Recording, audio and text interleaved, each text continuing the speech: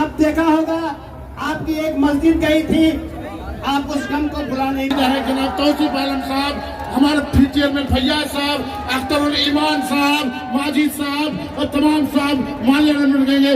तमाम लोगों का तहे दिल से आज एमएम पार्टी का सदस्य ये तौसीफ आप हाथ छोड़ के सभी ने इस्तेमाल कीजिए। मैं तमाम दोस्तों से कहना चाहूंगा, अब हमारे बीच ये माल्यार्पण के बाद हमारे बीच शेर हिंदुस्तान बैरिस्टर जनाब असदुद्दीन अवैसी साहब हम सभी को संबोधित करेंगे। कि जिन्होंने पिछली बार हमें धोखा दिया है उनको भी सबक सिखाना है।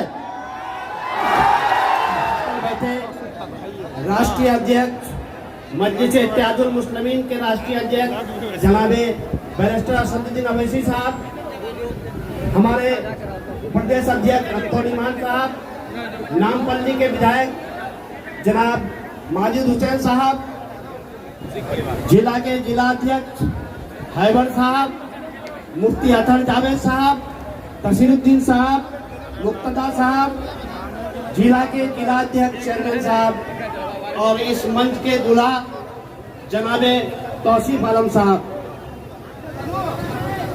बेहद अफसोस की बात है कि आज जो ये काला कानून हमारे सर पर थोपा जा रहा है, जो संविधान के खिलाफ है, शरीयत के खिलाफ है, लेकिन बेहद खुशी की बात है कि इन कानून के खिलाफ आंख से आंख मिलाने की कोशिश जब कोई किसी ने पहली बार किया ऐसे पार्लियामेंट के अंदर में, वो हमारे असदुद्दीन अवैसी साहब हैं, जिन्होंने पार्लियामेंट के बिल को फाड़ कर ये विरोध दर्ज करी है।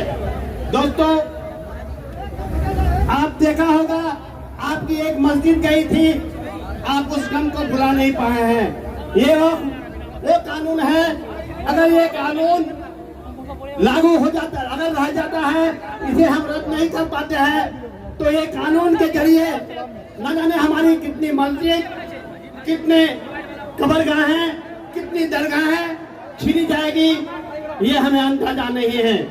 हमें चाहिए, हमें हमारे जो हिंद के शेर बैरिस्टर असदुद्दीन अवैसी साहब का जो पैगाम है, उनको एक साथ एकजा होकर हम लोग एक हो जाए, वरना बहुत परेशानी आने वाली है। और एक आह्वान करने आए हैं कि जिन्होंने पिछली बार हमें धोखा दिया है उनको भी सबक सिखाना है। हमारे सीने में जितने खंजर भोंकी है उनको भी जवाब देना है।